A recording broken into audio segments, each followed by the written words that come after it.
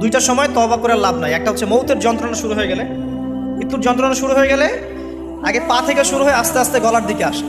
হাদিসে যেমনটা এসেছে, সূরা ওয়াকিয়ার মধ্যেও আছে যে পায়ের দিক থেকে যন্ত্রণা শুরু হয়ে আস্তে আস্তে আস্তে আস্তে এই গলার দিকে আসে, এবং আত্মাটা গলার এখানে যখন চলে আসে, এখান থেকে মালাকুল মউত আত্মাটাকে নিয়ে চলে যায়।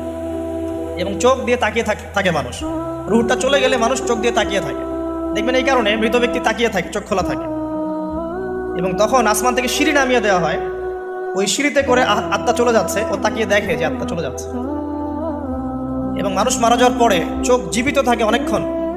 মেডিকেল সায়েন্স যারা পড়েছে তাদেরকে জিজ্ঞাসা করবে, মানুষ ডেড হয়ে গেলেও চোখ দেখবেন আরও কয়েক ঘন্টা, হয়তো আরও নির্দিষ্ট একটা সময় পর্যন্ত চোখটা কিন্তু জীবিত থাকে।